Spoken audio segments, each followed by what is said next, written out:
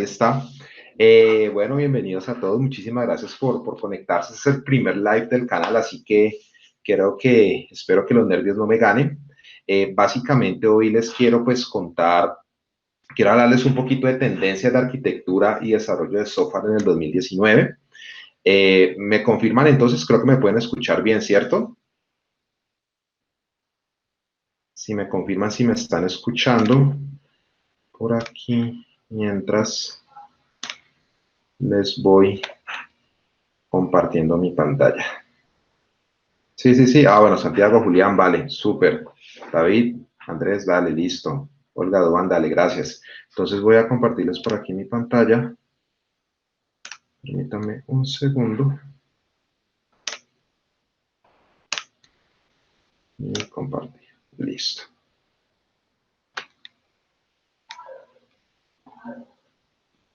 ¿Se oye perfecto? Genial. Vale, entonces...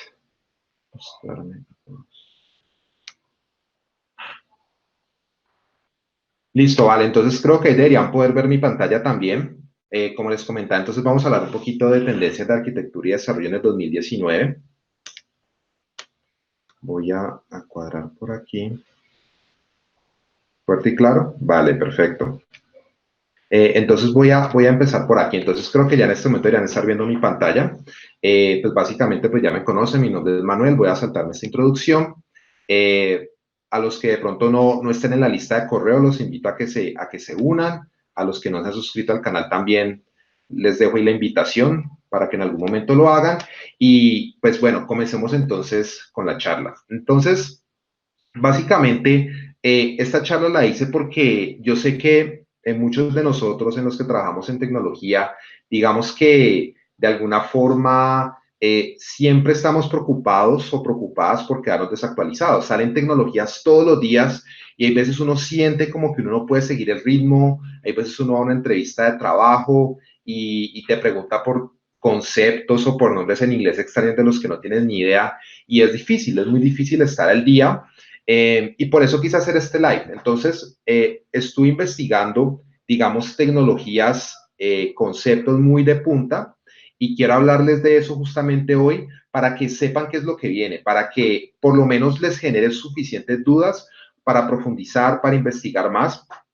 Les voy a hablar alrededor de unas 16 tecnologías o ideas que están, digamos que de alguna forma, surgiendo poco a poco en el mercado. Entonces, va a ser imposible que les hable de cada una en detalle, pero mi idea es que sepan qué hay y puedan profundizar y para investigar más, ¿vale? Entonces, voy a continuar aquí. Antes de continuar, están viendo mi pantalla, ¿cierto? Quisiera que alguien me confirmara que sí se ve. Hola, Carlos, ¿cómo estás? ¿Cómo vas?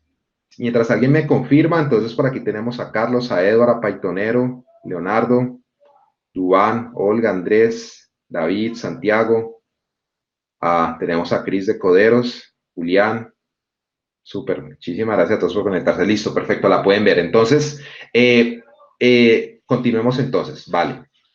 Entonces aquí, pues la primera advertencia es que lo que les voy a contar aquí va mucho más allá de si saber si React está más de moda que Vue, o si de pronto Spring Boot es una tecnología que querían utilizar o no. La idea es ver algo mucho más de punta y mucho más de qué es lo que está saliendo que va más allá de lo que ya hoy en día estamos, digamos que, conociendo en el día a día. ¿Listo? Entonces, eso es como una advertencia importante. La otra es que, pues, los temas que les voy a presentar aquí son tecnologías muy nuevas, entonces realmente creo que nadie es experto en esas tecnologías, pero entonces, por ende, pues digamos que les voy a contar lo que yo sé y lo que yo he averiguado, pero seguramente para muchas respuestas no, para muchas preguntas no voy a tener respuestas y la idea es, pues, que ustedes puedan profundizar, ¿vale? Entonces, ¿qué vamos a ver puntualmente? Vamos a ver de dónde vienen estas tendencias, o sea, de dónde las saqué. Y luego vamos a ver puntualmente, digamos que las tendencias divididas como en 5 áreas. Una es frontend, para los que trabajan pues temas de interfaz, de web. Vamos a ver algo de lenguajes y frameworks. Vamos a ver, por supuesto, arquitectura de software, que es una de las, digamos que los fuertes de este canal. Vamos a ver algo muy pequeñito de DevOps y vamos a ver algo de backend. ¿Listo? ¿Qué tecnologías o qué cosas están surgiendo en cada una de estas áreas? Entonces, ¿estas tendencias de dónde vienen? Bueno, en primer lugar, vienen de un radar tecnológico de ThoughtWorks. Esta empresa es una consultora grandísima en la cual trabaja Martin Fowler. Yo creo que ahí digamos que viene parte del reconocimiento, pero también es una consultora que trabaja con muchísimos clientes a nivel mundial y ellos lo que hacen es que cada 6 meses ellos sacan un radar de tecnología. Y en este radar ellos, digamos que ellos están monitoreando constantemente en sus clientes, en lo que ellos mismos usan y a través de encuestas que ellos hacen, que es como lo que está, digamos que funcionando como en 4 áreas. Una que ellos llaman técnicas, otra que ellos llaman herramientas, plataformas y lenguajes y frameworks. Por otro lado, entonces, ellos tienen como de alguna forma, digamos que ellos clasifican como cada una de las tecnologías como en 4 etapas. La primera etapa es adoptar.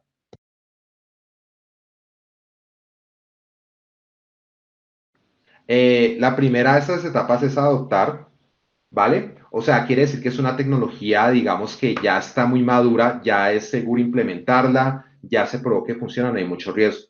La otra, digamos, que etapa es probar. Entonces, probar es una tecnología que ya pasó como una etapa inicial y que ya podemos empezar a ver si la incorporamos en nuestros desarrollos o no. Evaluar, que es que la tecnología, digamos, que se pueden empezar a hacer cosas muy pequeñas para ver si funciona o no funciona. ¿Listo? Y finalmente tenemos resistir. Y resistir son cosas que ellos ya han probado, han visto, y de pronto la sugerencia es mejor no entrarle ahí o no entrarle ahí todavía. ¿Listo? De pronto son cosas que son demasiado experimentales, entonces es mejor darles como una esperita. Entonces, esas son como entonces son como las 4, digamos, que fases ahí.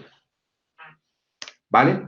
El otro fuente de donde estoy sacando estas tendencias es InfoQ. InfoQ, para los que no lo conocen, es un portal donde sacan noticias y sacan artículos muy, muy buenos.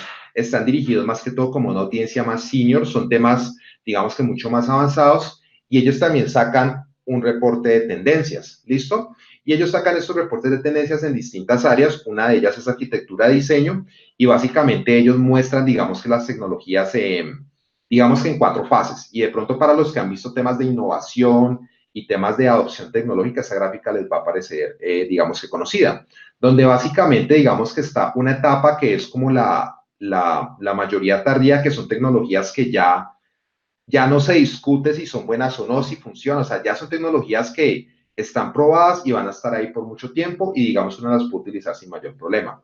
La mayoría temprana, que son tecnologías que de alguna forma como que están en la etapa de, como de, ¿cómo se llama eso? Como de donde hay mayor hype, donde hay mayor entusiasmo, donde todo el mundo lo quiere utilizar. Y luego hay otras 2 etapas que son como la adopción temprana, que son esos que se arriesgan pues así a probar cosas a pesar de que puede que el día de mañana mueran. Y están por último los innovadores, que son cosas que definitivamente están en borrador, que están en una etapa muy, muy, muy temprana y que entrar aquí definitivamente es garantía de que vas a tener que rehacer después lo que hayas trabajado con esa herramienta, ¿vale? Entonces de ahí vienen las dos, digamos que las dos fuentes de información. Entonces, en cuanto a frontend, entonces, para los que trabajan con frontend, yo detecté como 3 cosas así bien, bien interesantes. Y por cierto, pueden irme haciendo preguntas en el chat. Yo voy a estar ahí, digamos que pendiente de las preguntas.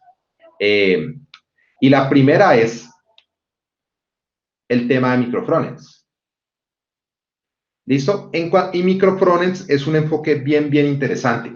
En microfrontends es una tecnología que ya se puede adoptar, ¿listo? Que ya de alguna forma está maduro. Por aquí en el lado derecho van a ver, digamos, que esa tecnología, de dónde sale y cuál es como la recomendación. Y básicamente los microfrontends lo que hacen es que de alguna forma hacen en el frontend lo que los microservicios hacen en el backend. Y yo creo que esta gráfica la resume muy bien, porque digamos que el enfoque tradicional de hacer aplicaciones, que son las aplicaciones monolíticas, pues es tener como todo pegado, ¿no? Tienes la interfaz junta, tienes la lógica junta y los datos, ¿cierto? pero lo que se ha hecho en los últimos años es que la parte del backend del servidor se empezó a separar en microservicios. ¿Por qué? Porque se dieron cuenta de que allí habían varios temas, ¿cierto? Entonces, había algunas veces en que tú querías liberar una parte del backend, pero no querías liberarlo todo. Algunas veces necesitabas escalar solo un pedacito del backend y otras partes no. Entonces nacieron los microservicios y esa parte funcionó muy bien, ¿cierto? Y luego lo que se dieron cuenta es que de alguna forma el backend lo habían logrado separar, ¿cierto? Pero seguía existiendo un cuello de botella que era la interfaz. Y la interfaz tiene problemas parecidos. Cuando la interfaz está muy acoplada, está muy pegada, es más difícil hacer cambios, es más difícil hacer despliegues. Pueden ocurrir casos donde a lo mejor tú quieras distintas tecnologías de UI en una aplicación web, por ejemplo. Entonces, ¿qué pasaría, por ejemplo, si tú quieres en una aplicación React y quieres Angular a la vez? Ese tipo de escenarios se pueden, pero se complican. Entonces, los microfrontends es una idea que ha venido ya tomando mucha fuerza y es exactamente muy parecido a los microservicios, pero en el frontend, que es que así como tú separas, digamos que tu servidor en distintos servicios o microservicios, la interfaz gráfica también. Entonces, miren que aquí más o menos se ve la idea. Aquí hay distintas interfaces, cada una puede estar en distintas tecnologías. Pueden estar hechas por equipos de desarrollo diferentes, pero digamos que luego hay como una capa, bueno, en este gráfica lo llaman como una capa como de coser, ¿cierto? Donde de alguna forma como que se juntan todas esas interfaces y hacen que para el usuario sea algo transparente, pero a nivel de desarrollo son interfaces separadas, ¿vale? Y entonces, en cuanto a los microfrontends, entonces aquí hay un ejemplo. Entonces, yo podría tener, por ejemplo, que mi frontend está dividido, por ejemplo, en una microaplicación, ¿cierto? Que está hecha en React, otra microaplicación que está hecha en Angular y otra que está hecha en Vue. ¿Listo? Y de alguna forma, existen maneras para yo poder, de alguna forma, tener estas aplicaciones conviviendo al mismo tiempo o estas microaplicaciones funcionando por, digamos que, corriendo para el usuario puede que sea, digamos que transparente porque él no sabe que hay múltiples aplicaciones, pero digamos que a nivel de código y de despliegue y demás son separadas. Y así uno puede hacer UIs o interfaces que de alguna forma cada una sea muy buena en lo que hace y que tenga la tecnología correcta, ¿cierto? Algunos ejemplos de eso es Spotify. Entonces, por ejemplo, Spotify utiliza microfrones. Entonces, por ejemplo, creo que en Spotify la parte del reproductor, donde están los botoncitos de play, de stop, esto está hecho creo que en C++ y en las otras partes están hechas en HTML5. Y Spotify lo que hace es que tiene equipos de desarrollo trabajando en distintas partes. Entonces, por ejemplo, hay un equipo que trabaja en las listas de reproducción, hay otro equipo que trabaja en la parte como social de la plataforma, hay otro equipo que trabaja en el reproductor y luego a la hora de hacer despliegue, pues eso de alguna forma se junta, pero se desarrolla por separado. Upwork, la plataforma para hacer para contratar freelancers, también utiliza microfrones en algunas partes y HelloFresh, que es un servicio como para pedir comida saludable a domicilio en Estados Unidos, también utiliza microfrones. Entonces, esa es una tecnología o ese es un concepto que digamos que ha tomado mucha fuerza y que ya se puede adoptar. Por acá, Christopher de Cuero nos dice, es importante decir que los microservicios no es algo nuevo, en realidad ya existían desde el conocido SOA. Sí, de hecho sí, Cristian, es toda la razón, los microservicios ya llevan más de 10 años. Algunos dicen que los microservicios es como SOA, pero bien hecho. Y los microservicios sí, hace rato digamos que ya pasó como la popularidad y ya se estabilizó.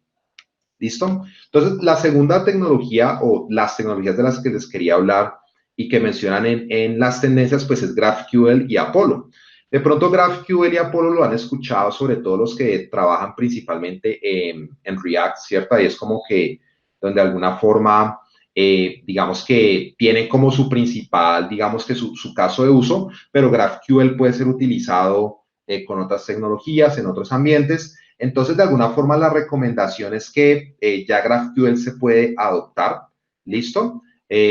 Apollo, digamos que todavía puede que esté, digamos que en una etapa de adopción un poquito más temprana. Yo personalmente no estoy muy de acuerdo. Apollo es prácticamente la plataforma por defecto para hacer GraphQL, tanto en el frontend como en el backend.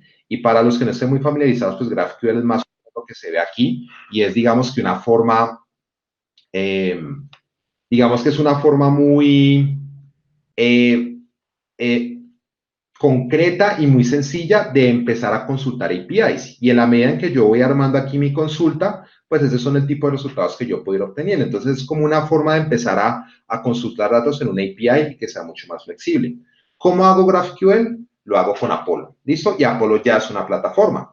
Y es tanto la parte del cliente como la parte del servidor, pero miren que Apollo también sirve para otras cosas. También puede servir para móviles, también tiene partes como, por ejemplo, manejar el registro de los esquemas, de cómo están organizados estos datos. Apollo es una plataforma muy, muy completa, bien, bien interesante. Dicen que en algún momento GraphQL debería empezar a tomar el papel de REST y de JSON. Vamos a ver eso qué pasa ahí, pero digamos que el que se la quiera jugar con GraphQL y con Apollo, digamos que lo puede ir haciendo, pero es una tecnología, una tendencia fuerte para frontend, ¿vale? Por otro lado está HTTP2, ¿vale? Entonces, eso es como esta sería como la tercera versión de HTTP.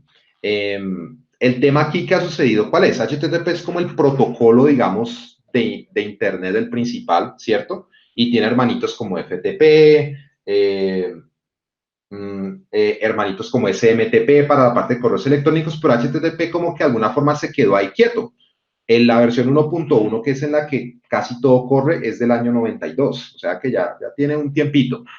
Pero por otro lado, algo bien interesante es que una recomendación es que ya se puede empezar a adoptar HTTP2, ¿listo? Y la verdad es que tiene unas mejoras bien, bien interesantes para la parte de web, ¿listo? La primera diferencia que ustedes van a encontrar ahí, y por cierto, HTTP2 no es algo que les va a tocar a ustedes como cambiar código y empezar a modificar aplicaciones, eso es algo más a nivel de infraestructura, pero sí hay un par de cosas que uno tiene que hacer, ¿vale? Y también le puede dar uno, digamos que ciertas ventajas. Entonces, la primera es que es binario, ¿cierto? HTTP por defecto es texto, siempre es texto, pero este ya es binario, ¿listo? Aparte de eso, pues soporta multiplexión. Entonces, en esta grafiquita está explicado. Normalmente cuando uno quiere traer datos de un servidor web, por lo general uno lo que tiene que hacer es que uno tiene que abrir una conexión del cliente al servidor. Entonces yo abro la conexión, obtengo mi archivo y la conexión se cierra. Quiero un segundo archivo, tengo que abrir otra conexión, ¿cierto? Y necesito un tercero, abro una tercera conexión. Esto, pues no es para nada eficiente, pero así es como funciona el protocolo, porque es un protocolo que no es orientado a sesión, ¿cierto? Con HTTP2 la cosa mejora bastante. ¿Por qué? Porque yo ya puedo tener un canal con el servidor en el cual yo pueda traer múltiples archivos sin tener que estar abriendo y cerrando conexiones. ¿Listo? Entonces, esa es una ganancia gigante en términos de rendimiento del protocolo, ¿vale? Aparte de eso, otras mejoras interesantes es que se pueden comprimir headers, ¿listo? Hay algo bien interesante también, es que se pueden hacer server push, entonces eso quiere decir que el servidor puede mandar actualizaciones al cliente, ¿listo? Ya no solamente es el cliente el que inicia la conexión, y ese es un tema interesante. No sé esto hasta qué punto va a reemplazar los WebSockets o si esta es la misma tecnología que WebSockets, la verdad no estoy seguro, pero es una mejora interesante sobre todo porque digamos que temas como manejo de caché y demás se pueden manejar mucho más fácil acá. ¿Listo? Y pues ya con estas mejoras pues no hay necesidad de concatenar recursos. ¿Listo? Entonces algo que uno hace muy comúnmente en web, por ejemplo, es utilizar sprites, que es cuando uno coge muchas imágenes pequeñitas y las junta en una sola y eso lo envía al cliente. Eso, por ejemplo, ya no es necesario aquí, ya la conexión es mucho más eficiente. Por acá nos dice Coderos, además de los huecos de seguridad de la versión 1, justo con la multiplexión se incrementa muchísimo la velocidad de respuesta. Sí, no, y tienes razón, Chris. Parte de todas estas mejoras vienen de los huecos de seguridad de HTTP. El que estuvo muy pendiente de eso fue Google. Y ahí es como que se han ido abriendo muchas cosas y se han ido mejorando. Y efectivamente esta multiplexión mejora muchísimo la respuesta, porque ya es un canal continuo entre cliente y servidor. Y por otro lado, lo más interesante de todo es que ya el soporte para esto está súper avanzado. Entonces, aquí en el lado izquierdo están los navegadores. Miren que prácticamente ya todos lo soportan. Quizás el único aquí puede ser los de siempre, Internet Explorer. Internet Explorer solamente lo soporta creo que a partir de Windows 10, entonces por eso este colorcito azul. Y Safari no recuerdo qué inconveniente tiene, ¿vale? Pero en general digamos que los navegadores ya lo pueden soportar sin ningún problema desde hace como unos 4 años, ¿listo? Y por el lado de los servidores, porque eso principalmente es a nivel de protocolos, pues básicamente todos los principales lo soportan. Entonces, por ejemplo, los que usan Apache, o los que usan Tomcat, o los que utilizan Internet Information Services en Microsoft, o Node, o .NET Core, ya todos estos soportan HTTP2. ¿Listo? Entonces, ¿qué es lo que tiene uno que hacer? Tiene uno que habilitar en esos servidores, el soporte HTTP2. ¿Listo? Entonces, es como habilitar el módulo, en algunos casos es instalarlo, y ya eso, digamos que permitiría que pueda empezar a hablar en ese protocolo con el navegador. Por acá Chris nos dice, creo que ya no deberíamos molestarnos por ninguna versión de Explorer. No, no, yo creo que no. Yo creo que no. Y lo dices muy bien. Ahorita que va a pasar a funcionar sobre Chromium, yo creo que ahí se va a facilitar mucho la situación. Tienes toda la razón. Listo, entonces en frontend era eso lo que les quería contar. Obviamente hay muchísimas más cosas. Por tiempo no las puedo contar todas, pero como les digo, la idea es como darse cuenta un poquito hacia qué va. De este tema de HTTP2, antes de continuar, hay que decir también que se viene HTTP3 eventualmente. Esa sí está todavía, digamos que mucho más rezagada. No es como HTTP2 que ya está listo, pero digamos que en la etapa innovadora muy, muy temprana, ya se está empezando a hablar de HTTP 3. ¿Listo? Entonces, en cuanto a lenguajes y frameworks, lo primero que quiero mencionar aquí es Kotlin. Kotlin, de alguna forma, creo que para los que trabajan sobre todo en móvil, ya no es sorpresa. Kotlin, de alguna forma, estalló en una popularidad impresionante. Le quitó un terreno interesante a Java. Entonces, que Kotlin está aquí no necesariamente es tendencia, pero no deja de llamar la atención, sobre todo porque Kotlin ha hecho un muy buen trabajo, la gente de JetBrains ha hecho un muy buen trabajo y se ha expandido a otras plataformas. Entonces ya Kotlin no es solamente para programar en Android, sino que también se pueden hacer aplicaciones tradicionales de la máquina virtual de Java, pero también incluso lo puedes tener en el browser. Entonces, por ejemplo, uno puede transpilar de Kotlin a JavaScript si quisiera, y también incluso puedes correr aplicaciones nativas, digamos, de esto. ¿Listo? Tiene muchísimas ventajas. Lo que más me llamó la atención es que en estos radares de tecnología están mirando mucho a Kotlin. Kotlin es algo sobre todo que si uno se mueve en el mundo Java y se mueve en el mundo Android, definitivamente hay que mirarlo. Y quería mencionar puntualmente, digamos que algunos frameworks que ellos recomiendan, ¿vale? Entonces, Kotlin ha pegado muy bien. Algunas de las librerías o frameworks que recomiendan, uno es primero Ktor, que es básicamente para hacer aplicaciones web. ¿Listo? Entonces miren que yo ya no necesito Kotlin solamente en el móvil, sino que también puedo hacer aplicaciones web con Kotlin utilizando Ktor, que es como el más, digamos que el más fuerte ahí. También si uno quiere, por ejemplo, empezar a hacer pruebas unitarias, está Mock-K, que es básicamente para hacer mocks en pruebas unitarias. Por otro lado está DTEC, que es una herramienta de análisis de código estático en Kotlin, entonces también está. Y lo mismo si uno quiere de alguna forma empezar a hacer servicios muy livianos, casi que funcionalidades como funciones como servicio, está este HTTP 4K, ¿listo? Entonces, ese también es otra herramienta interesante. Kotlin, sobre todo, está muy, muy fuerte. Definitivamente hay que mirarlo, sobre todo si uno se mueve en el mundo Java, en el mundo Android, y seguramente va a llegar a muchas más plataformas a este nivel que va.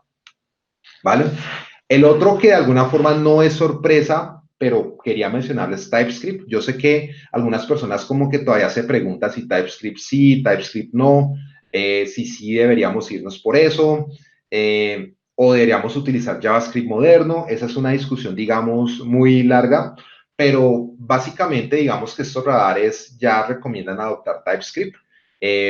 Personalmente, los de ThoughtWorks, que son los que lo recomiendan, ellos dicen que idealmente uno debería utilizar TypeScript para proyectos muy grandes, ¿listo? Proyectos donde hay muchísimo frontend, muchos módulos, muchas aplicaciones, ahí donde TypeScript puede funcionar mejor, sobre todo porque no necesita tanta configuración funciona muy bien con los IDEs. A la hora en que uno tiene que hacer cambios en el código, pues es más seguro hacerlo, pues justamente por todo el tema de los tipos. Y ya hay un muy buen repositorio donde hay tipos para muchas librerías. Entonces, por ejemplo, si uno quiere utilizar React con TypeScript, lo puede hacer sin ningún problema. Si quieres utilizar jQuery con TypeScript, lo puedes hacer. Y hay una gran cantidad de librerías que ya tienen sus definiciones para TypeScript. Entonces, ahí, digamos que tú lo puedes utilizar sin ningún problema, ¿vale? Entonces, recomienda, si en algún momento uno quiere irse por TypeScript, digamos, es una opción muy segura de hacerlo. Esa es la recomendación, sobre todo si haces frontend, pero pues sabes que también lo puedes utilizar en otros entornos. El otro lenguaje que me pareció interesante mencionar es Rust. Rust, este sí no es tan conocido. Este está en una etapa temprana, este está en una etapa de evaluar, es decir, hay que empezar a hacer pruebitas con él, pero todavía no es momento de que lo incluyas en una aplicación real.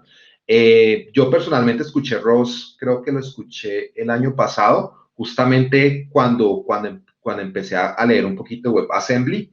En WebAssembly, y los que no están familiarizados, WebAssembly básicamente lo que hace es que permite ejecutar código distinto a JavaScript de forma nativa en el navegador, ¿cierto? Entonces uno puede, por ejemplo, tener código C# en el navegador, o puedes tener Rust, o puedes tener, creo que C++ también, corriendo directamente en el navegador sin necesidad de plugins. Entonces Rust es una de esas tecnologías, ¿vale?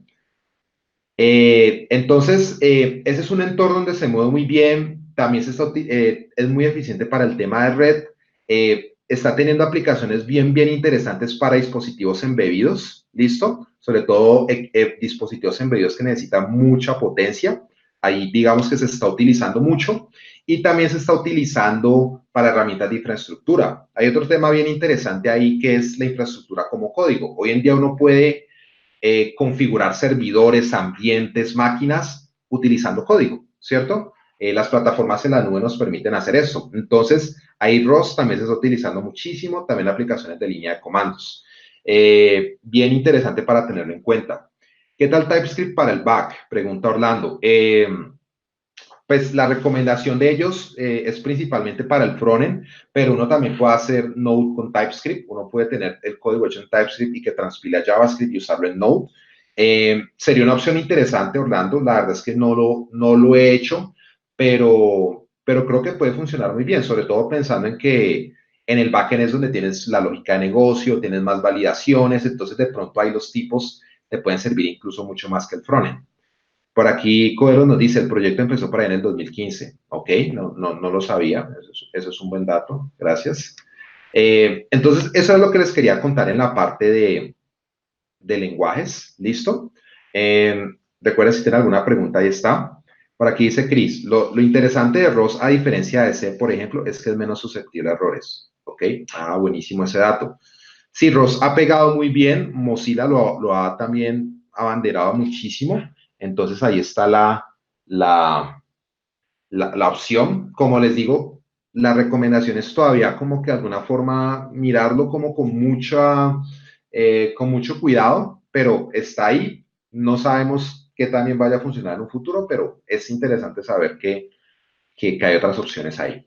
En cuanto a arquitectura de software, quería contarles también algunos temas, ¿listo? Eso es como uno de los focos del canal y sé que es un tema también que le llama mucho la atención a ustedes. Entonces, en cuanto a arquitectura de software, eh, allí digamos que hay varias cosas. Entonces, en la primera es microservicios. Los microservicios, como ya decía Christopher, el microservicio ya es un tema viejo, o sea, ya microservicio no tiene ninguna novedad. De hecho, por aquí en la gráfica, si ustedes ven microservicios, ya está al final, o sea, al final es, ya todo el mundo lo adoptó, ya eso no es nuevo, muy chévere, pero pues ya, eso ya está ahí, ¿listo? Entonces ya allí no hay novedad, ¿listo? Pero lo que sí llama la atención es que microservicios es una arquitectura distribuida, pero miren que y como sistema distribuido, miren que todavía está por acá en una etapa temprana, algo que se llama sistemas distribuidos correctamente construidos y también diseñados. ¿Y eso qué quiere decir? Eso quiere decir que la gente está usando microservicios, las empresas tanto grandes como pequeñas lo están usando, pero todavía no hemos encontrado las prácticas para hacerlos bien. Entonces, ¿qué está pasando? Que están haciendo aplicaciones gigantes en microservicios y esas aplicaciones están saliendo de control. ¿Por qué? Porque de alguna forma como que muchos entraron como en la moda de querer montarse en microservicios, pero luego nos empezamos a encontrar un montón de problemas. Entonces, ¿qué problemas hay ahí? Problemas como qué pasa con las bases de datos. La teoría dice que uno idealmente debería tener una base de datos por microservicio, ¿cierto? Eso es un problema. ¿Qué pasa en el momento en que los quiera comunicar? ¿Qué pasa si hay dos microservicios que tienen que mandarse muchísimos mensajes? ¿Qué pasa con la latencia de la aplicación? Entonces, hay muchísimos retos ahí. No quiere decir que los microservicios no funcionen. Sí funcionan, pero todavía estamos en el proceso de encontrar las buenas prácticas. Entonces, eso es algo que hay que tener muy en cuenta. O sea, puede que ya microservicios haya pasado de moda, pero yo evaluaría con mucho cuidado si los microservicios es la arquitectura que realmente mi aplicación necesita, ¿vale? Entonces, ese es un tema ahí a evaluar con cuidado. Por aquí nos dice David, yo creo que Dart con Flutter también ha crecido bastante. Sí, Flutter definitivamente también ha pegado muy fuerte. No lo noté tan marcado en las tendencias que analicé, de pronto porque a lo mejor para los que hicieron los estudios todavía está muy temprano el tema como para montarse ahí, pero sí, yo también he escuchado cosas muy buenas de Flutter, la verdad. Para que Christopher nos dice, qué bueno que tocaste desde el principio el tema de la evolución y adopción de tecnologías. Es importante recalcarlo para que nosotros como desarrolladores sepamos los verdaderos orígenes. Ah, sí, dale, gracias, Chris. Sí, de eso se trata también, ver de dónde vienen y sobre todo entender en qué estado están. Por eso muchas veces aquí en el lado derecho les pongo como qué ha pasado con la tecnología, porque hay veces uno quiere como que saltar ya y hay veces como que está muy beta y eso puede llevar a que te montes en algo que un año después esté muerto, que ya no esté funcionando o que decidan rehacerlo por completo. Sobre todo eso nos pasa mucho a los desarrolladores web, entonces por allí hay que evitarlo.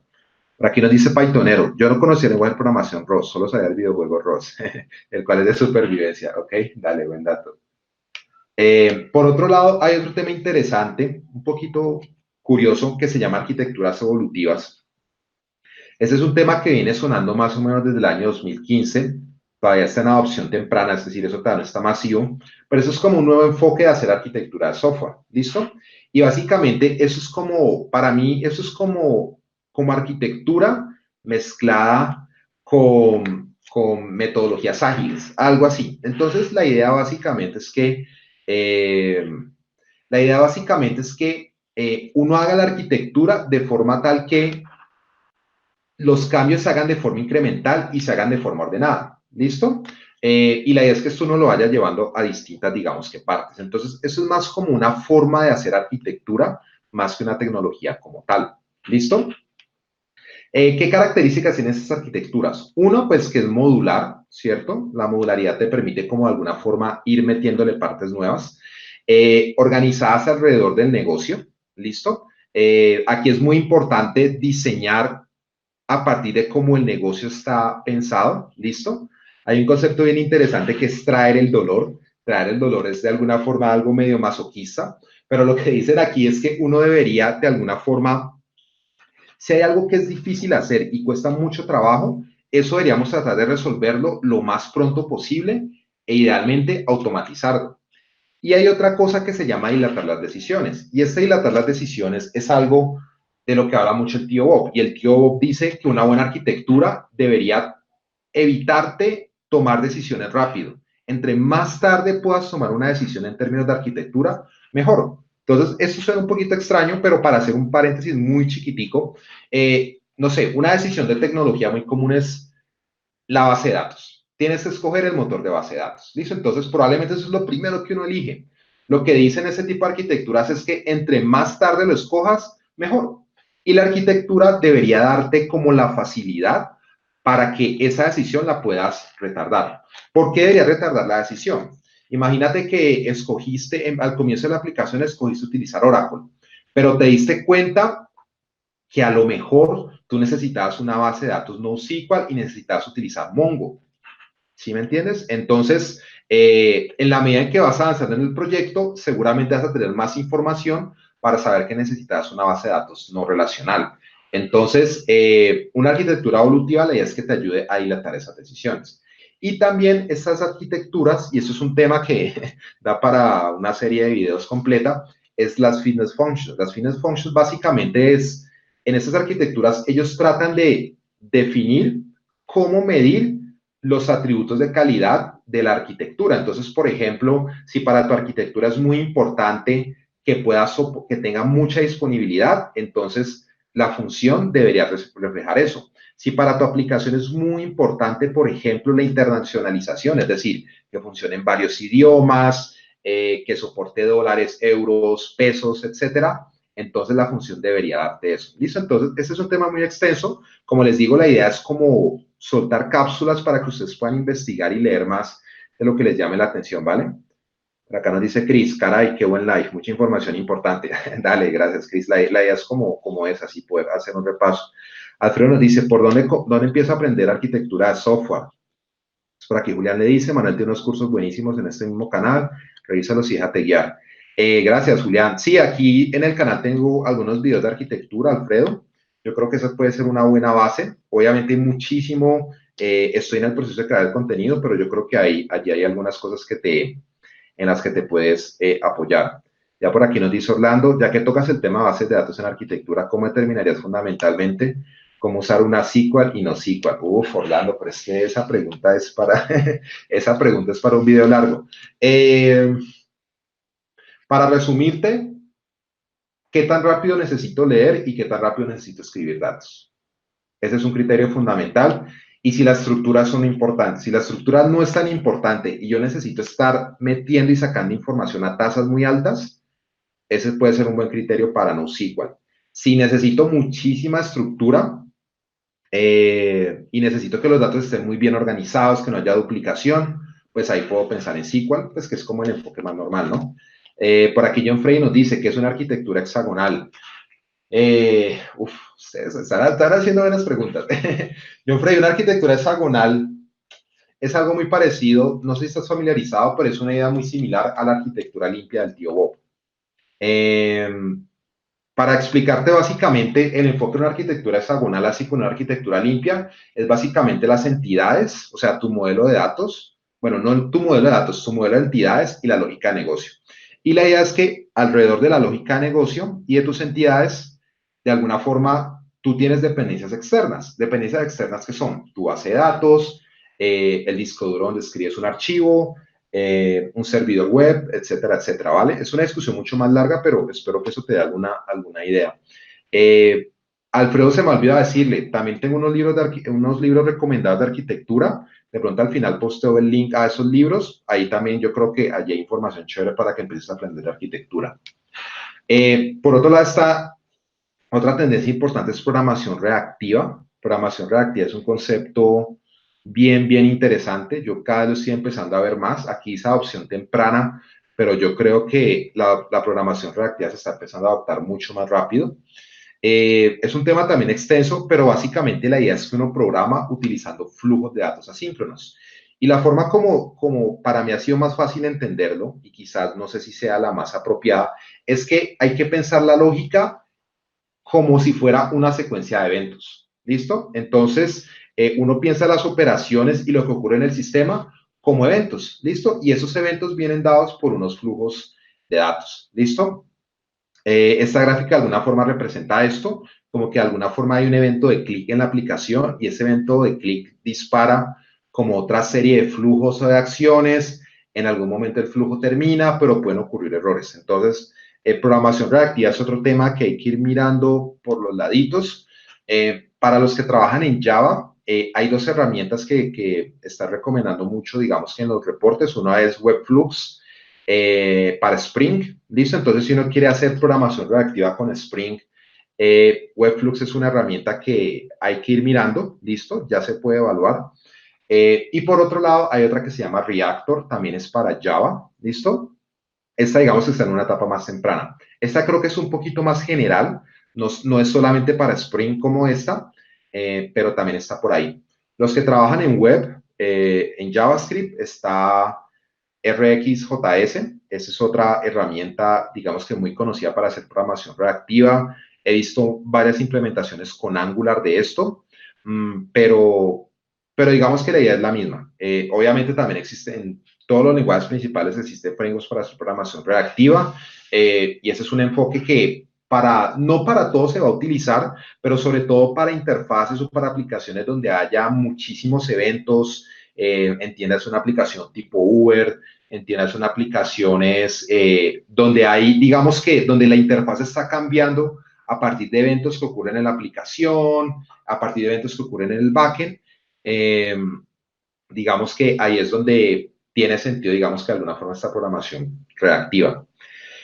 Por aquí nos dice Christopher, he visto que muchos programadores quieren utilizar para todo el patrón observable, el paradigma de la programación reactiva, porque pareciera una moda, pero la importancia es saber cuándo utilizarla, no solo porque sea un tren. Sino total, Christopher, o sea, ese es un tema que yo creo que como programadores a veces nos falta ser mejor, porque creo que como programadores muchas veces nos dejamos llevar por la moda, pero no analizamos cuáles son las desventajas de lo que estamos haciendo y si es la solución correcta o no. Porque ese tipo de arquitecturas o ese tipo de programaciones, digamos que sí está de moda, pero tiene algo complicado y es que hacer debugging aquí es mucho más difícil, porque aquí, digamos que no es como mi típico programa secuencial donde yo sé que hago paso 1, paso 2, paso 3, sino que aquí entonces empiezan a ocurrir un montón de flujos y eventos donde hacer debugging o hacer debugueo es más difícil. Entonces, hay que evaluarlo muy bien. La programación reactiva como tal está en adopción temprana, o sea, es decir, a esto digamos que todavía hay que darle un poquito de espera. Los frameworks pueden ir un poquito más adelantados, ¿cierto? Pero digamos que está todavía por ahí en veremos. Aquí nos dice Santiago, es para trabajar multihilos, se evita la fuga de memoria. Sí, esos son algunos de los beneficios. Entonces toca evaluarlo bien, ¿listo? No siempre aplica, no todas las aplicaciones lo necesitan. Si mi aplicación es relativamente estática, no hay muchos eventos, no pasan muchas cosas, el backend no tiene mucho trabajo, probablemente esto no lo necesites, ¿vale? Por otro lado está todo el tema de serverless, de lo cual se habla muchísimo, sobre todo en temas de computación en la nube. Eso está todavía en una etapa de adopción temprana. ¿Qué incluye serverless? Y serverless, la verdad, es un concepto demasiado genérico, no dice mucho, no es muy exacto, pero cuando uno habla de serverless, por lo general uno escucha hablar de funciones como servicio. Entonces aquí Azure Functions, Cloud Functions de Google, etcétera, etcétera.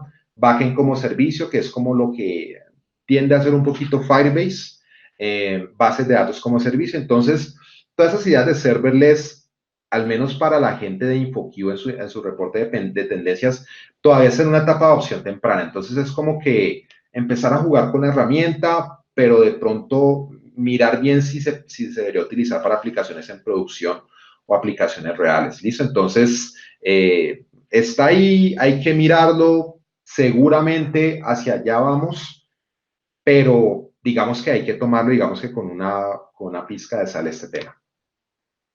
De DevOps voy a contarles solo una cosa que me llamó mucho la atención y ya, DevOps es otro universo, ¿listo? Pero si de pronto hay alguien aquí de DevOps, a lo mejor el tema ya lo conoce, pero igual no quería dejar de mencionarlo. Que me llamó mucho la atención fue todo el tema de ingeniería del caos, ¿listo? Entonces, en DevOps está tomando mucha fuerza este tema que lo empezó a promover Netflix. Netflix ha promovido muchísimas prácticas de DevOps y de microservicios. Y la idea es que uno tiene que empezar a experimentar con su sistema, ¿listo? Para entender cómo se comporta, ¿vale? Y esto uno lo va haciendo de forma empírica. Este es un tema bien interesante, pero básicamente en ingeniería del caos uno hace, digamos que como 5 cosas. Uno hace y creo que voy a volverme un segundito a un ejemplo. En ingeniería del caos uno hace cosas que buscan ver cómo funciona el sistema. Entonces, por ejemplo, yo quiero saber cómo se comporta mi sistema si una máquina virtual se cae. Entonces, ¿cuál es mi prueba? Voy al ambiente de producción, tumbo la máquina virtual. ¿Qué pasó? Se levantó la otra, empezó el balanceo de carga o no empezó. ¿Qué sucedió ahí? Hubo otra prueba, por ejemplo. ¿Qué pasa si yo introduzco un fallo en el hardware? ¿Qué va a pasar con la aplicación? ¿Qué pasa si hay un error de CPU? Ese servidor, no sé, de alguna forma se va a bajar y va a subir otro automáticamente. ¿O qué pasa, por ejemplo, si yo empiezo a mandarle un montón de tráfico a mi aplicación y quiero medir qué también funciona, quiero medir el tiempo de respuesta, quiero medir qué también lo hace. Esos son el tipo de cosas que uno hace en ingeniería del caos. Entonces, en ingeniería del caos, eso es como que de alguna forma uno intenta estimular su sistema a ver cómo se comporta, ¿cierto? Entonces, uno dice, bueno, en un escenario normal mi sistema debería ser capaz de soportar, no sé, 1000 usuarios concurrentes. Entonces, ¿qué hago? Le meto 1000 usuarios a la aplicación concurrentes, así esos usuarios sean de mentiras y miro a ver cómo responde. ¿Listo? Y esas pruebas normalmente las hago en producción. ¿Listo? Y eso suena un poquito, pues, me parece algo interesante, pero esa es la idea. La idea es que uno haga esas pruebas en producción. Cuando yo les digo, vamos a bajar una máquina virtual de las 3 que hay y miramos a ver qué pasa, eso lo hago en producción, ¿listo? Eso lo hago en caliente. Entonces, ahí es donde uno lo empieza a ver. Entonces, la idea es que uno pruebe también varios eventos del mundo real. Eh, y la idea también es que esos experimentos se automaticen. Y la gente de DevOps lo que hacen ciertas empresas es que cada cierto tiempo empiezan a introducir caos, empiezan a crear caos en el sistema a ver cómo responde. Obviamente la idea es que se haga de una forma controlada. Obviamente no queremos que los usuarios se queden sin servicio, que la aplicación deje de funcionar, pero sí hay que buscar formas como hacer esos experimentos. Entonces, eso es como, digamos que de alguna forma adelantarse al problema. Entonces, como que uno no suponer qué pasaría si en producción se cayó el balanceador de carga AWS. Entonces, yo no me hago esa pregunta, sino que yo mismo voy y bajo el balanceador de carga y miro a ver qué pasa. ¿Listo? Una aplicación que se utiliza para esto, una plataforma es Chaos Monkey. Esta plataforma es de, creo que la liberó Netflix. Hay otras aplicaciones, casi todas por lo general tienen nombres de micos, de gorilas y demás. Entonces, hay aplicaciones que buscan, que hacen distintas pruebas. Esta, por ejemplo, tumba microservicios o tumba máquinas virtuales. Creo que hay otras que introducen artificialmente fallos en el hardware. Hay otras que generan tráfico. Entonces, ese tema de ingeniería del caos está bien interesante, está tomando mucha fuerza. Y la última sección de la que les quería contar es el backend.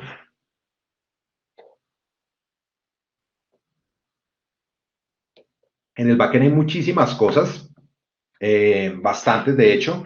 Quería mencionarles solamente algunas. Por aquí nos dice Christopher. Parece descabellado, pero es la única forma de averiguar si estamos listos para reponer de una caída, de un ataque, etcétera. Muy interesante. Sí, la verdad es que es medio descabellado, pero eso se está haciendo. Las empresas grandes lo están haciendo, algunas ya lo están empezando a hacer de a poquito. A uno le da miedo, la verdad es que uno le da miedo, pero sí, está ahí. Otro tema, listo. Entonces, pasando al backend, primero pues tenemos algo interesante y es secretos como servicio. Otro nuevo como servicio. Esta es una práctica que ya se puede adoptar y la idea básicamente es que uno, y ese es un problema que creo que muchos hemos enfrentado, y es que en los repositorios de código uno no debería guardar datos confidenciales, uno no debería guardar, por ejemplo, las claves para conectarse a una API, uno no debería guardar contraseñas, uno no debería guardar nombre de usuario. Todo ese tipo de prácticas hay que evitarlas, ¿listo? Esa es una recomendación muy, muy fuerte. ¿Cierto? ¿Por qué? Porque a la larga lo que tú guardas en un repositorio, así tú luego digas, ay, puse la contraseña del administrador, voy a eliminarla, voy a hacer un check-in que la quite. Eso ya quedó en los históricos, eso ya quedó en el historial del repositorio, y eliminarla de ese historial no siempre es tan fácil.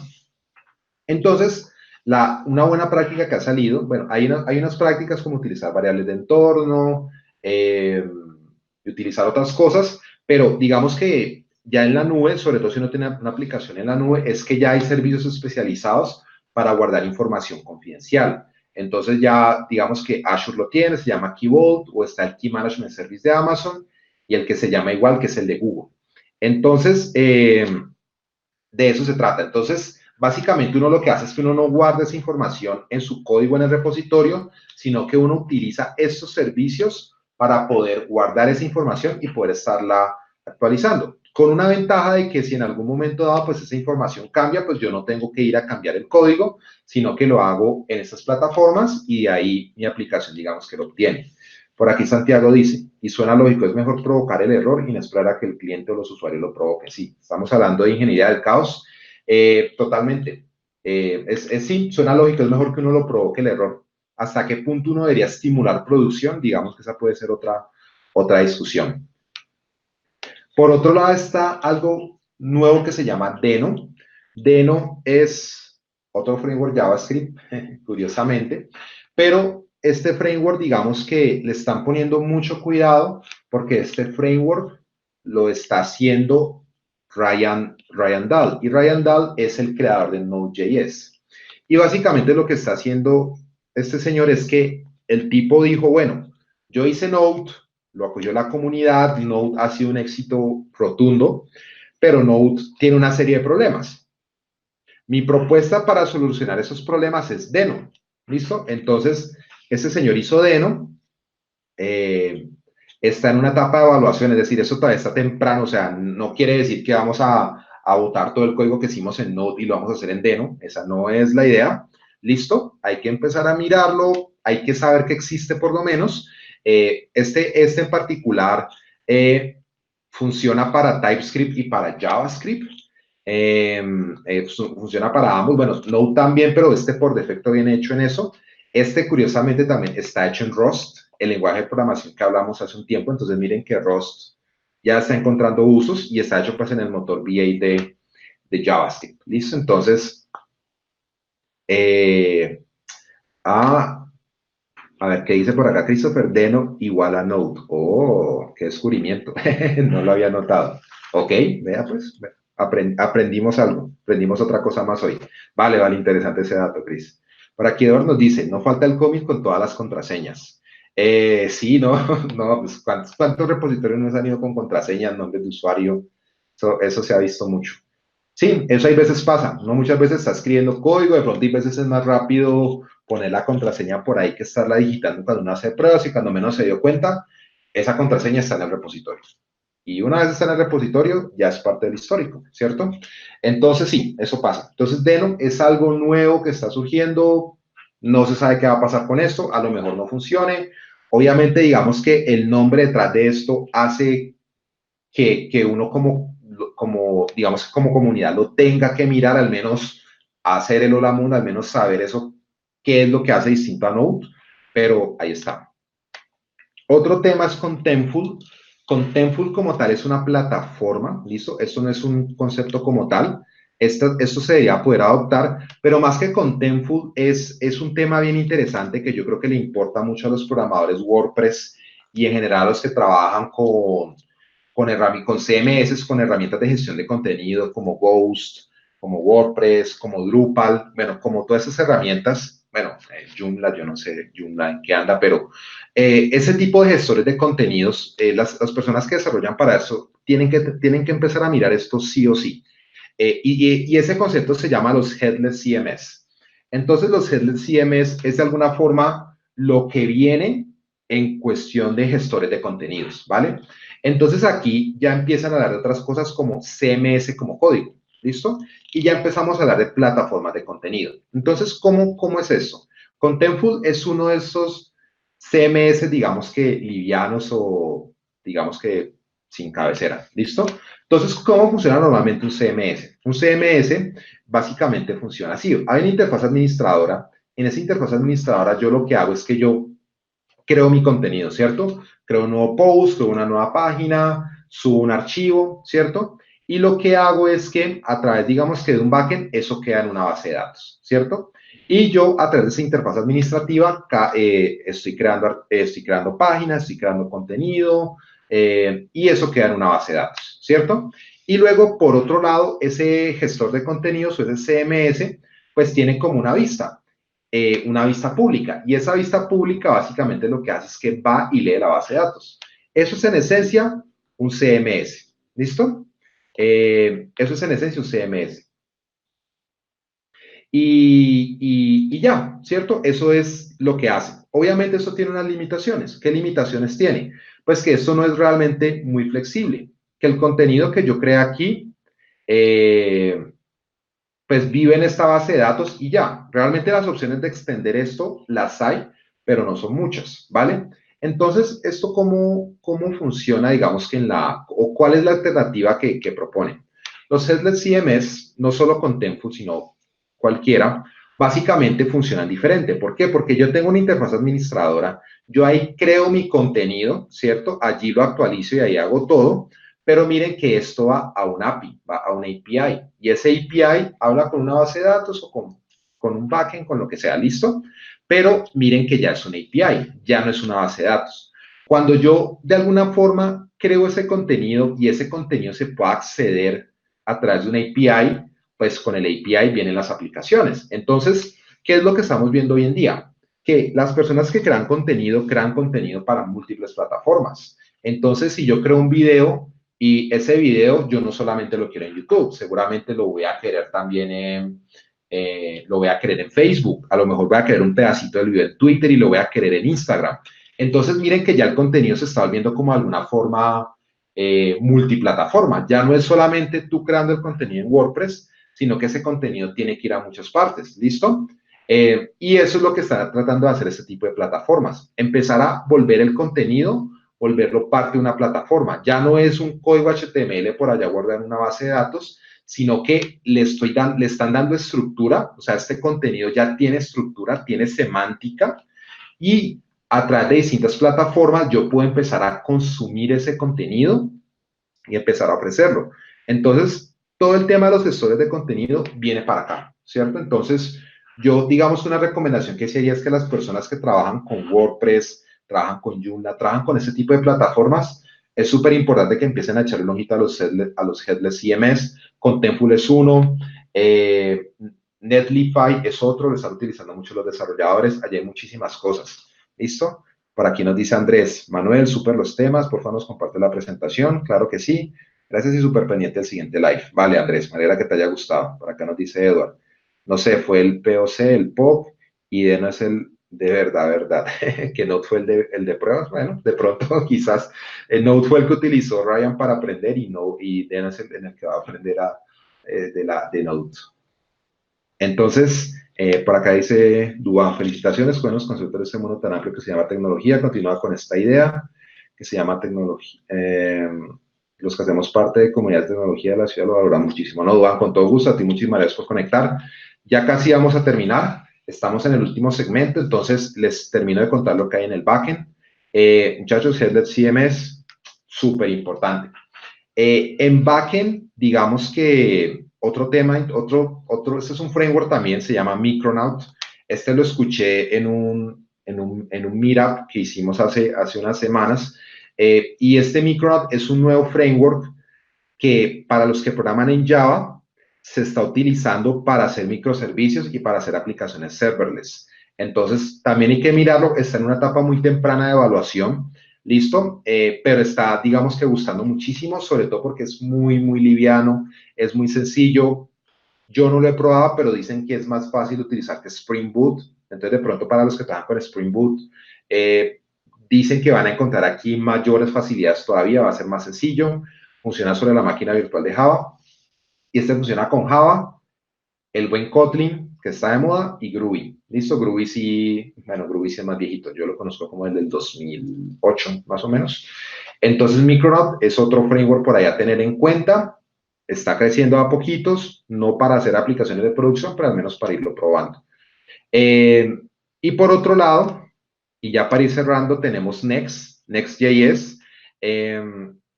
Es otro framework ahí que está en una etapa temprana, pero también está gustando mucho. Este Next, digamos que lo que tiene interesante es que está basado en React, ¿listo? Este framework, de alguna forma, digamos que el tema con React es que React es demasiado, digamos que a diferencia de Angular, ustedes saben que Angular, para los que trabajan en web, Angular es un framework, digamos que con unas decisiones de diseño muy fuertes. Y esas decisiones de diseño ya están preestablecidas, salirse de ellas no es tan fácil. Y Angular te dice exactamente cómo tienes que hacer todo. Te dice dónde van las vistas, dónde van los controladores, van los servicios, así inyectas la dependencia y demás. ¿Vale? Next, de alguna forma, como yo lo siento, es como el Angular de React. ¿Listo? Entonces, ¿ellos qué dijeron? React es la berraquera, React es demasiado bueno, pero React es la otra cara de la moneda a Angular. React es demasiado flexible, es demasiado, digamos que minimalista. Entonces, en React y eso fue también lo que yo me enfrenté cuando aprendí React, es que uno con React tiene que tomar muchas decisiones. Uno tiene que ver cómo organiza el código, uno tiene que ver qué librerías usa, uno tiene que ver qué componentes, uno tiene que decidir absolutamente todo, si GraphQL, si no GraphQL, y digamos que si uno no tiene mucha experiencia programando, React puede ser un framework, en mi opinión, difícil de organizar bien. ¿Listo? ¿Qué es lo que hace React? ¿Qué es lo que hace Angular? Perdón, Angular ya te da toda una estructura para trabajar. Entonces, lo que dijeron la gente de Next fue, oiga, React es un muy buen framework de vista, mejorémoslo para que ya no sea tan genérico ni sea tan minimalista. Entonces, eh, tomaron React y lo que hicieron es que montaron sobre React un montón de cosas que React por defecto no trae. No quiere decir que no se hagan, sí se hacen, pero no están ahí. Tú tienes que averiguarlas, tienes que configurarlas y tienes que ponerlas a funcionar. Entonces, por ejemplo, ya viene con enrutamiento, el renderizado al lado del servidor ya viene listo, ya está. Tú no tienes que preocuparte por eso, no tienes que configurarlo. Si necesitas hacer sitios que sean, digamos que funcionen mejor con el SEO, con el posicionamiento en buscadores, eso también ya viene listo. Entonces, de alguna forma, Next te ayuda con un montón de cosas que tú tienes que hacer manualmente en React, ¿listo? Y ya te dice como que, bueno, listo, vas a usar React, pero tranquilo, no empieces tan desde cero, te tenemos un enfoque. Si te gusta ese enfoque, úsalo, ¿listo? Y eso trata Next. Está en una etapa temprana, se está evaluando todavía, o sea, hay que mirar esto cómo funciona. El hecho de que sea mucho más a lo Angular, a mucha gente que usa React seguramente no le va a gustar. Entonces, ahí está. Por otro lado, bueno, por aquí Andrés nos dice la sesión va a quedar grabada. Sí, Andrés, la sesión esto queda grabado. Esto va a quedar disponible, ¿sí? Listo. Entonces, no sé si alguien tenga alguna pregunta en este momento. Mientras si hay alguna pregunta, pues quisiera recomendarles nuevamente que se suscriban a la lista de correos a los que no están. Normalmente mando 2 correos por mes contando algunos temas de soft skills, arquitectura a los miembros de la lista. Les recomiendo muchísimo que se suscriban al canal. El foco principalmente es arquitectura de software, habilidades blandas, buenas prácticas de programación. Están súper invitados. Les agradezco muchísimo. Muchísimas gracias por participar. Este es el primer live del canal. Seguramente iremos mejorando. Creo que no va a ser el último. Muchísimas gracias. Y pues por último quisiera saber si hay alguna pregunta por aquí antes de finalizar. Por aquí voy a dejar de compartir pantalla. Vale. Entonces, listo. ¿Qué tenemos por acá? Por aquí nos dice desarrollando con arte. Event Sourcing está en conjunto con microservicios.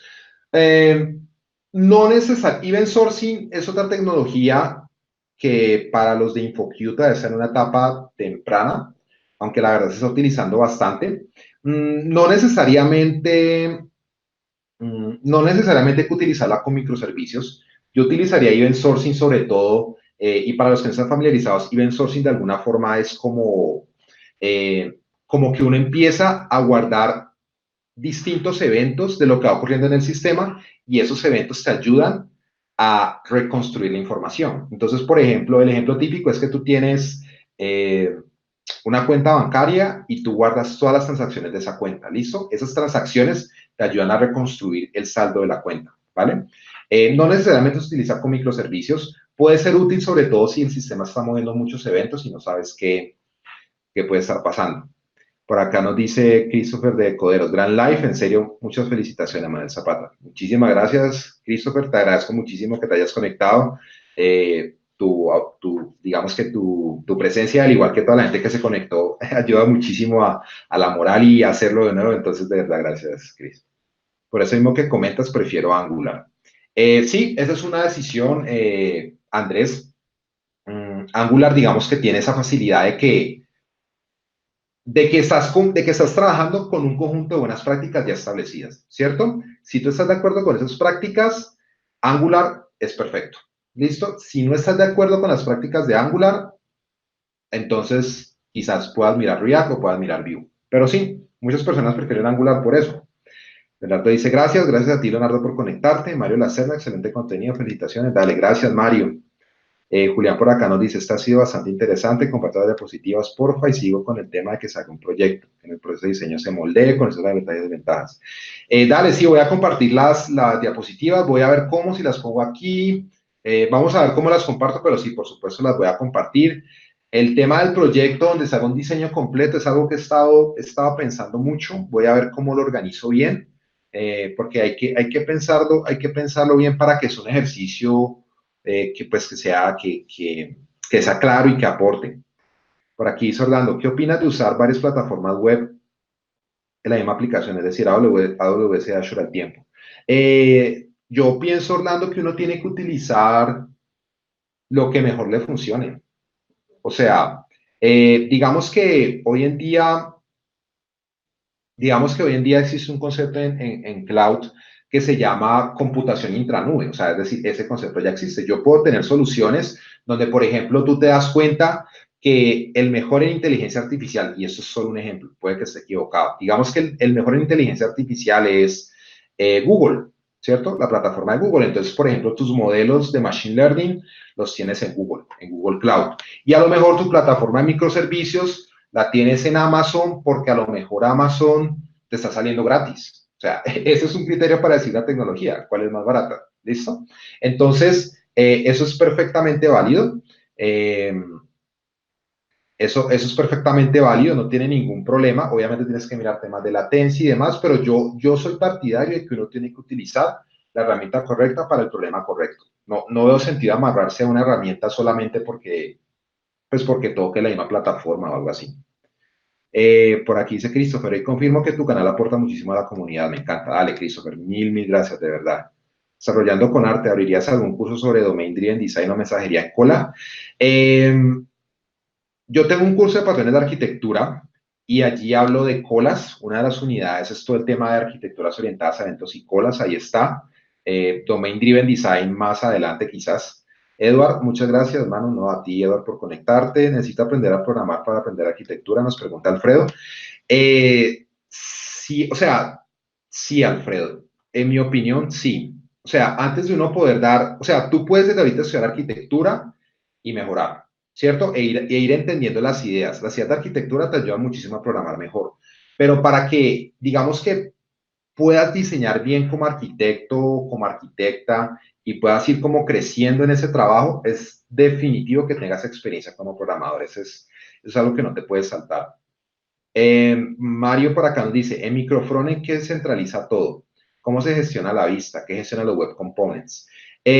No sé si recuerda la gráfica, pero en la gráfica hay como una capa, o sea, así como en los microservicios hay una capa que se llama el gateway, en los microservicios, en los microfrontends, perdón, también hay una capa que es la que unifica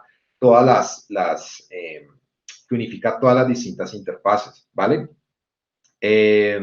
No soy experto en el tema que gestionaría los web components. No estoy muy seguro, Mario, sobre eso tengo que profundizar. La verdad es que en microfrontends no conozco esos detalles, ¿vale? Por acá nos dice Olga, muchas gracias, Manuel, por compartir tu conocimiento y tu tiempo. No, gracias a ti, Olga, por conectarte, por participar. Daisy, gracias a ti. Por aquí nos dice Christopher, me gustó tanto este live que nos gustaría hacer en breve un Coderos más allá de como en el zapato. Ah, bueno, con gusto, Christopher, aquí estamos a la orden. Por aquí nos dice Edward, ¿cómo es el poder de WebAssembly? ¿Podría desplazar a JavaScript? ¿Será parte del futuro o algo que muere al nacer? Pues, Edward, la verdad es que yo en tecnología yo hago muy pocas apuestas. Ya he perdido varias. Yo aposté a que Silverlight iba a ser el futuro y perdí. Entonces, si WebAssembly va a desplazar a JavaScript, no lo sé. Mi creencia personal es que no lo creo. JavaScript está demasiado fuerte. WebAssembly yo lo siento más, es como que quieren hacerle la vida más fácil a los que trabajan en backend, pero mm, les cuesta aprender JavaScript o no quieren aprender JavaScript. Así es como yo veo WebAssembly, al menos ahorita. ¿Listo? Para que para los backends sea mucho más fácil. Y para mí ese no es un criterio suficiente. Supuestamente el rendimiento es el mismo, es hasta mejor. Yo personalmente no creo que lo vaya a reemplazar, pero pues ya veremos. Por aquí Julián nos dice, dale, man, gracias, estoy súper pendiente de todo, espero vernos en el Meetup de este mes, bendiciones. A ti, Julián, gracias por participar. Andrés por acá nos dice, ¿qué opinas sobre las estimaciones de software y cómo manejar esto con el cliente? Muchas veces piden un precio o cotización fijo al principio, pero es muy difícil mantenerlo, esto al utilizar Scrum. Estimaciones y metodologías ágiles es un tema extenso, muy extenso. Por ahí yo tengo un video, lo que pasa es que ahorita lo busco, pero por ahí tengo un video donde hablo de algunos tips para estimar mejor desarrollo de software. La verdad es que estimaciones es una de las partes más complicadas que hay en el software, o sea, si en algún momento sientes que te está costando, si crees que es difícil, o sea, no te preocupes, o sea, todos luchamos con eso, yo todavía lucho con estimaciones, esa es la verdad. Hay distintas técnicas para hacerlo, las metodologías ágiles ayudan mucho, sobre todo porque uno puede de alguna forma hacer estimaciones más pequeñas, pero digamos que ese es un tema más de largo, te voy a compartir el link al video que hice sobre el tema, no te va a aclarar todas las dudas, pero espero que por lo menos puedas como adentrarte en el tema. Orlando nos dice, Docker Swarm o Kubernetes,